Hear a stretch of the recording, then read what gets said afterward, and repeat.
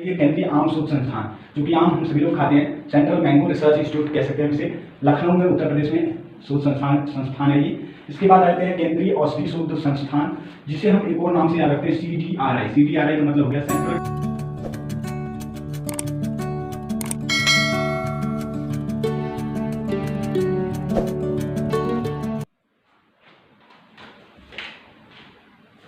नमस्कार, मेरा नाम है राहुल और आप हमें देख रहे हैं री एग्जाम यूट्यूब चैनल पे। स्टूडेंट, आज की क्लास में हम लोग पढ़ने वाले हैं म्यूजियम के बारे में और दूसरा टॉपिक रहेगा आपके सामने की के बारे में।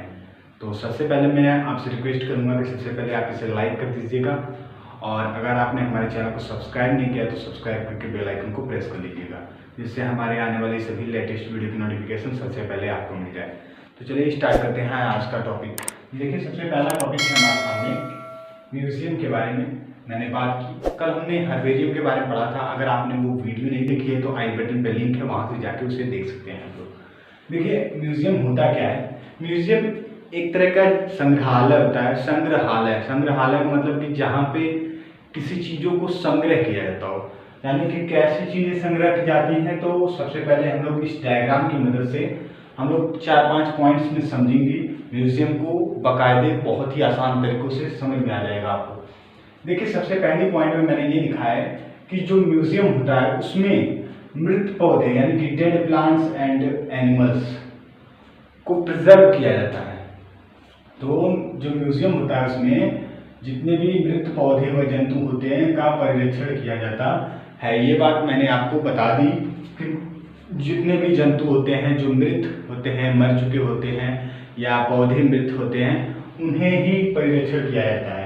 देखिए, संग्रहालय जो म्यूजियम है उसमें बड़े पौधे लाइक फर्न हो गया, मांस हो गया, अनावृत बीजी या आवृत बीजी पौधे हो गए, है ना, जिम्नोस्पर्म, एंजियोस्पर्म जो होते हैं, ठीक है, इन सभी के कुछ भाग जैसे फ्रूट हो गया, स्टेम हो गया, रूट हो गया, फ्लावर हो गया, मतलब फल, तना, मूल, पुष्प को क्या किया जाता है कि अलग अलग करके हम जार में रखते हैं और उस जार में क्या करते हैं हम लोग, जो लिक्विड होता है, परिरक्षक द्रव होता है, ठीक है, उसमें डुबोकर उसे सुरक्षित रखा जाता है।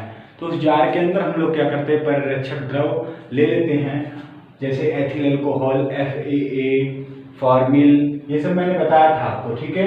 तो उन सभी को जो है उन परिरक्षक द्रव कहते हैं और उन्हें एक जार ले लेते हैं, उस जार के अंदर भर देते हैं, उस प्लांट को डालकर प्रिजर्व किया जाता है। वैसा ही एनिमल्स के भी साथ होता है। बड़े बड़े जार होते हैं जिसमें एनिमल्स के बॉडी को रख दिया जाता है, वो भी परिरक्षक द्रव में डालकर। अब बात करते हैं हम लोग कि उस जैसे हर्बेरियम सीड थी, हर्बेरियम सीड पे क्या होता था कि हम प्लांट है उसको परिरक्षक द्रव में डालकर और जो है मतलब भिगोकर उसको लगा देते थे सुखाकर। उसी तरह इस पे भी क्या किया जाता है, लेबल लगाया जाता है। एक तरह का हर्बेरियम सीड की भांति ही लेबल लगाया जाता है, जिसपे कि नाम, वैज्ञानिक नाम, प्लेस, कहाँ से पाया गया, कब पाया गया, ये सारी डिटेल्स जो है उसमें लिखी जाती है, लेबल चिपका दिया जाता है हर्बेरियम सीड की भांति। अब बात करते हैं हम लोग कि इस नमूने पे अंगों को, पौधे के भाग को, जीवों के वास्तविक अध्ययन, या मतलब ये जो नमूना बनता है, जो नमूना इकट्ठा होता है, उसका क्या काम होता है, तो उसका वास्तविक अध्ययन करने के लिए या अवलोकन करने में हमें क्या मिलती है, उससे बहुत ही ज़्यादा सुविधा मिलती है। इन सारे मतलब कि जितने भी मृत पौधे हैं और जंतुओं की स्टडी करने में हमें। बात करते हैं हम लोग 5वें पॉइंट की कि म्यूजियम क्या होता है। म्यूजियम में जीवाश्म जैसे फॉसिल हो गया, कंकाल तंत्र हो गए आपके, और जैसे आपका ये सैल चट्टान हो गया, पौधों के चित्र हो गए, अंडे हो गए, यहाँ पे भ्रूण हो गए जिसे एम्ब्रियो कहते हैं, का भी संग्रहण किया जाता है म्यूजियम के अंदर। चूँकि आपने सुना होगा कि डायनासोर का म्यूजियम है ना, उसी तरह मतलब अनेकों जानवरों का म्यूजियम होता है। तो वहाँ पे जो है जीवाश्म, कंकाल तंत्र, सैल चट्टान, पौधे के चित्र, अंडे, भ्रूण, इन सब का भी संग्रहण किया जाता है, पौधों का भी संग्रहण किया जाता है आपके म्यूजियम में। देखिए, म्यूजियम का मेन इंपॉर्टेंस क्या है, म्यूजियम का पर्पस क्या है। तो म्यूजियम का जो पर्पस है वो है स्टडी पर्पस में यूज होता है, जैसे जियोलॉजिकली, भौगोलिक कार्यों में और मॉर्फोलॉजिकली कार्यों में यूज होता है। और जैसे कि आप देख सकते हैं यहाँ पे कि इन्हें जो है कैटेगरीज के अंतर्गत संग्रहित किया जाता है। तो जितने भी आपके म्यूज़ियम हैं उन्हें कैटेगरीज के अंतर्गत जो है संग्रहित करके रखा जाता है, संग्रहित किया जाता है। तो मैंने फिर से आपको मैं बताना चाहता हूँ कि म्यूज़ियम के अंदर मृत पौधे जंतुओं को संग्रहित किया जाता है। जैसे इसमें फल हो गए, मांस हो गया, मृत पौधे हो गए, आवृतबीजी पौधे हो गए के भाग जैसे जड़, तना, फल, फूल, पुष्प हो गया, ये सबको क्या किया जाता है कि जार में परिरक्षक में डुबो कर रखा जाता है। वैसे ही एनिमल्स को भी रखा जाता है, इन पे लेबल चिपका दिया जाता है हर्बेरियम शीट की भांति, जिससे हमें स्टडी करने में या अवलोकन करने में सुविधा मिलती है। वैसे ही जीवाश्म कंकाल तंत्र, शैल चट्टानों या चित्र हो गया किसी भी जीव का या पौधे का, अंडे का, भ्रूण का संग्रह किया जाता है। स्टडी पर्पज के लिए ये किया जाता है, ये बात आपको याद रखनी है। तो अब हम लोग जानेंगे भारत के प्रमुख शोध संस्थान के बारे में।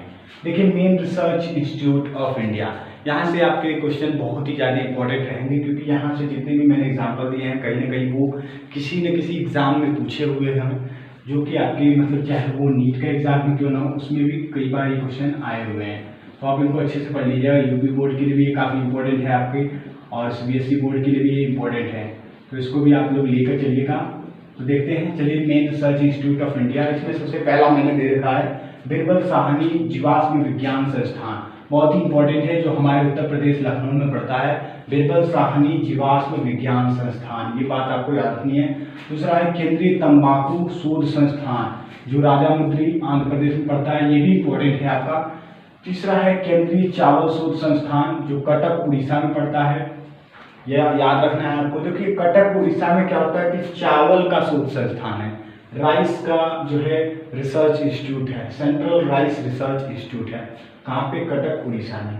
इसके बाद जूट हो गया, कपास हो गया का तकनीकी शोध संस्थान, जो कोलकाता में पड़ता है, वेस्ट बंगाल में स्थित कोलकाता में है, ठीक है। इसके बाद आप लोग आ जाइए केंद्रीय आम शोध संस्थान, चूंकि आम हम सभी लोग खाते हैं, सेंट्रल मैंगो रिसर्च इंस्टीट्यूट कह सकते हैं इसे, लखनऊ में उत्तर प्रदेश में शोध संस्थान है ये। इसके बाद आ जाते हैं केंद्रीय औषधि शोध संस्थान, जिसे हम एक और नाम से याद रखते हैं CDRI। CDRI का मतलब हो गया सेंट्रल ड्रग रिसर्च इंस्टीट्यूट। ये क्वेश्चन कई बार एग्जाम में आया है, पहले जो CPMT का यूपी CPMT का एग्जाम होता था उसमें काफ़ी बार ये क्वेश्चन पूछा हुआ है। उस तरह नीट के पहले जो ऑल इंडिया प्री मेडिकल होता है उसमें भी ये कई बार एग्जाम में पूछा हुआ है कि केंद्रीय शोध संस्थान कहाँ पे स्थित है, तो लखनऊ में। इसकी फुल फॉर्म बताइए CDRI की, तो सेंट्रल ड्रग रिसर्च इंस्टीट्यूट, ये करके आपको याद रखना है, ठीक है। इसके बाद हो गया सेंट्रल पोटैटो रिसर्च इंस्टीट्यूट, कहाँ पे? केंद्रीय आलू शोध संस्थान शिमला में पड़ता है, हिमाचल प्रदेश के अंतर्गत। इसके बाद होते हैं केंद्रीय गन्ना प्रजनन, ठीक है, संस्थान, ये कोयम्बटूर में पड़ता है, जो तमिलनाडु में स्थित है। तो ये 8 जो है आपके भारत के प्रमुख शोध संस्थान थे, यानी main research institute of India इन्हें कहा गया है। बहुत ही इंपॉर्टेंट, यहाँ से काफ़ी क्वेश्चन आपके एग्जाम में पूछा जाता है। तो चलिए कुंजी होता क्या है, मैं 5 लाइन में, केवल 5 लाइन में ऐसे वर्ड्स हैं आपको। देखिए, मेरा पर्पज ये है, मेरा मुहिम ये है कि आपको जो है ऐसे वर्ड्स के हिसाब से किसी भी थ्योरी को आसान से शब्दों में याद कराना, ये मेरा पर्पज है। तो देखिए, सबसे पहला पर्पज के हिसाब से देखिए, identification of plant and animals, मतलब पहचान करते हैं हम लोग कुंजी की सहायता से, पहचान करते हैं किनके बीच में? पौधे और जंतुओं के बीच की पहचान करते हैं हम लोग, कौन पौधा है कौन जंतु है, उसकी पहचान के लिए कुंजी का प्रयोग किया जाता है। दूसरा है कि कुंजी जो है रिवर्स कैरेक्टर पे आधारित, रिवर्स का मतलब होता है विपरीत लक्षणों पर आधारित होती है, इसलिए इसे हम लोग कॉपलेट कहते हैं। ये भी क्वेश्चन पूछा हुआ है कई बार, तो इसे भी याद रखिएगा, रिवर्स कैरेक्टर पर आधारित है, कुंजी विपरीत लक्षणों पर आधारित है, इसलिए इसे कॉपलेट कहते हैं। इसके बाद देखिए, इसके द्वारा एक कैरेक्टर को एक्सेप्ट किया जाता है और दूसरे कैरेक्टर को डिसएक्सेप्ट यानी कि नॉट एक्सेप्ट किया जाता है, ये भी बात आपको याद रखनी है, ठीक है।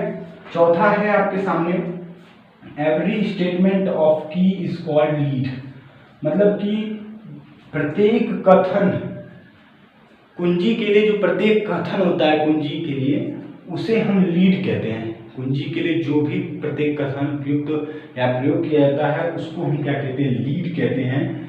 और लास्ट है आपके सामने, प्रत्येक टैक्सोनॉमिक कैटेगरी यानी कि ईच टैक्सोनॉमिक कैटेगरी की आइडेंटिफिकेशन करने के लिए हमें क्या चाहिए होता है? सेपरेट क्लासिफाइड की आवश्यकता होती है। अलग अलग जो है कुंजी की हमें आवश्यकता होती है प्रत्येक टैक्सोनॉमी कैटेगरी मतलब प्रत्येक श्रेणी की पहचान करने के लिए। किसी भी श्रेणी की पहचान करनी है तो आपको अलग अलग वर्गीकृत कुंजी की आवश्यकता होती है, ये बात आपको याद रखनी है। पहली पॉइंट क्लासिफाइड मतलब कि आपको जो है आइडेंटिफिकेशन करना होगा प्लांट्स और एनिमल के लिए, तो कुंजी का प्रयोग करते हैं। इसके बाद रिवर्स कैरेक्टर पर आधारित है कुंजी, जिसे हम कॉपलेट कहते हैं।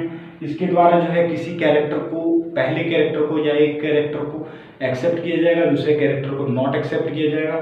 चौथा है कि एवरी स्टेटमेंट ऑफ की इज कॉल्ड लीड, मतलब कि जो कुंजी के लिए प्रत्येक कथन उपयुक्त होता है या प्रयोग किया जाता है उसे लीड कहते हैं।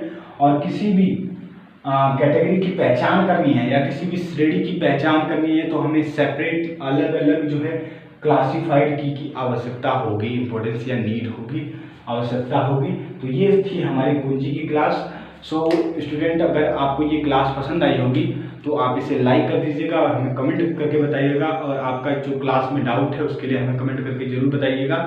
और मिलते हैं फ्रेंड्स ऐसी ही नई वीडियो के साथ। आज के लिए इतना ही। जय हिंद, जय भारत।